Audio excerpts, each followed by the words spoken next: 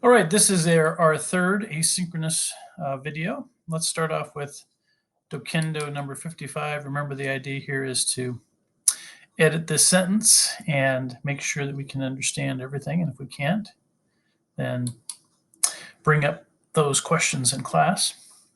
So we begin with this. President Johnson's choice for the cabinet position turned down the appointment, fearing that the confirmation process would turn into an inquisition into her past.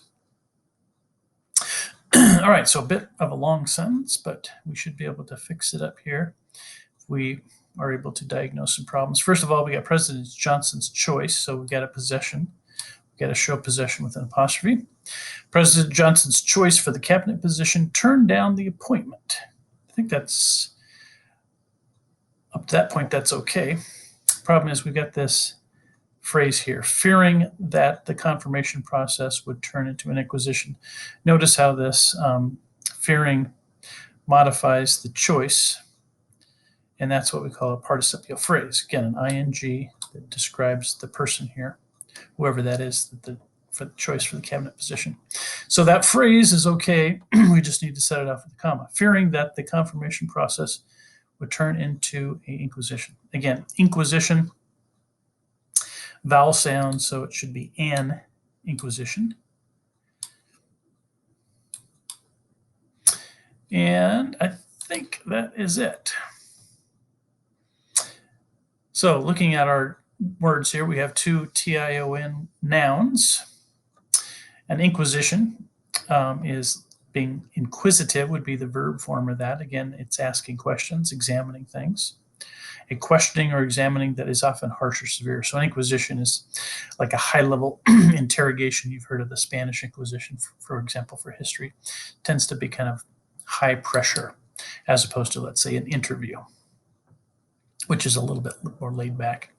And then a requisition is a demand or request made with proper authority. So that tends to be kind of a bureaucratic kind of thing. You're working for let's say the government, and they make a requisition, which is a formal request. Those both come from the Latin, which means to seek or obtain something. So that makes sense. Obviously, in an inquisition, you're trying to find out the truth. Hopefully, requisition, you're trying to request something. Perquisite, inquisitive, acquisitive, those all relate to that same root. All right, again, we should be able to look at this and see what we did and why we did it. Hopefully that all makes sense, why we put a comma there, why we put an apostrophe there. Notice this basic sentence, Johnson's choice turned down the appointment. That would be the basic part of that sentence. We've got a prepositional phrase here, and then we have a participial phrase here that ends with a prepositional phrase. Some words from last time. I meant to take this one out. But ruminate is a great word to know because, again, ruminate is to think very carefully. Again, think of cows ruminating on their cud. And, of course, that's a metaphor for very careful, deliberate.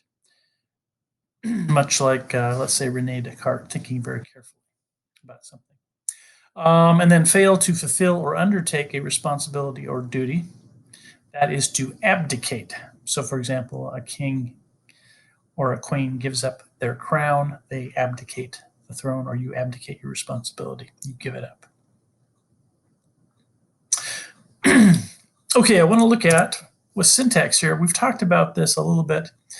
Complex sentences, and basically two ways of forming those are with dependent clauses that are either adverbs clauses or adjective clauses.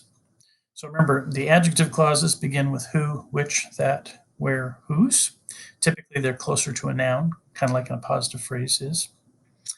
And then the subordinate conjunctions, they can come at the beginning of a sentence, the middle of a sentence, the end of a sentence.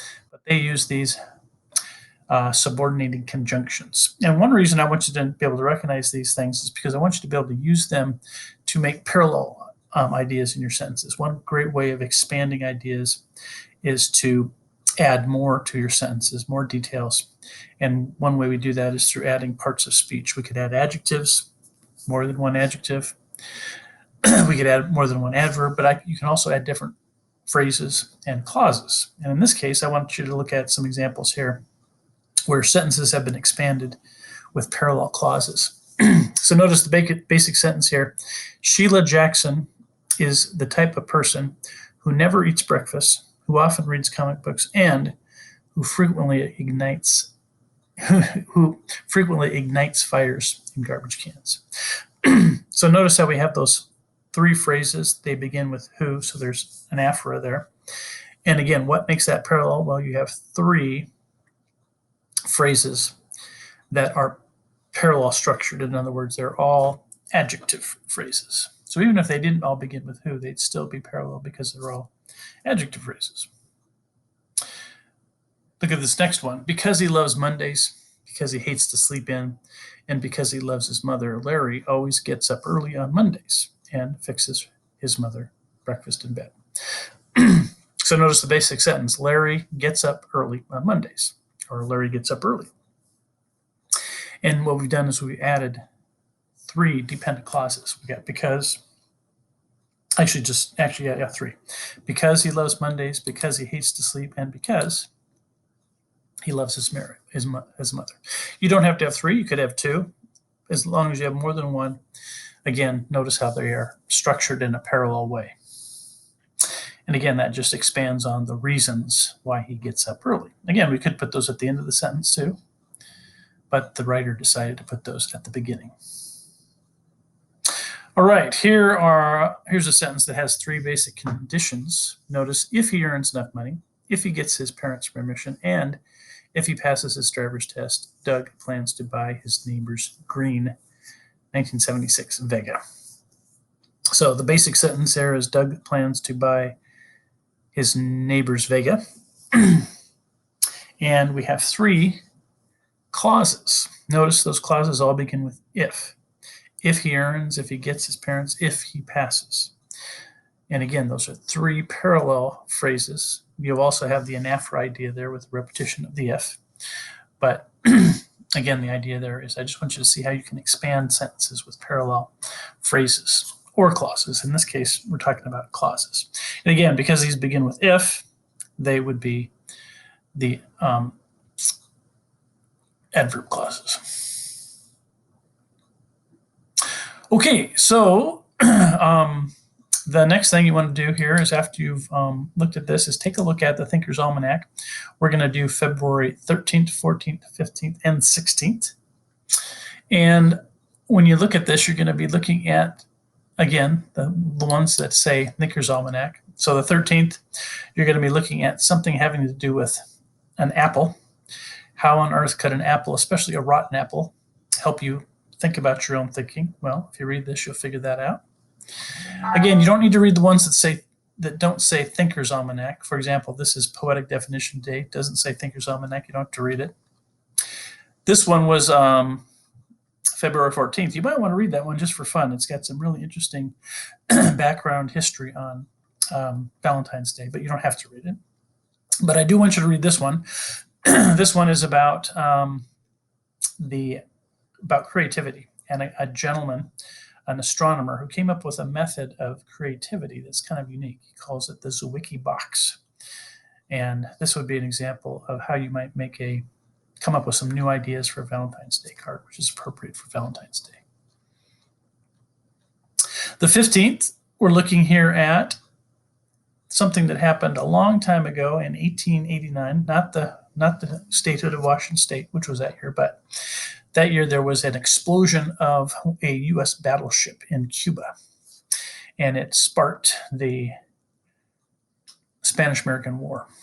And there's something about this incident that can help us with our thinking.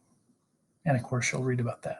And then the last one, the 16th, which is today, is about a guy by the name of John McEnroe. I'm not sure if you know this guy. He's a commentator on tennis on television.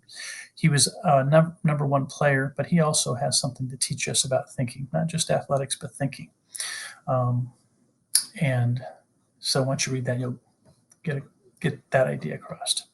All right, that's it. And then, as usual, I'll have the asynchronous quiz number 3 up at the Schoology site. And again, remember, if there's any questions you have, feel free to ask me about those because we can talk about those during class. And I'll see you next time.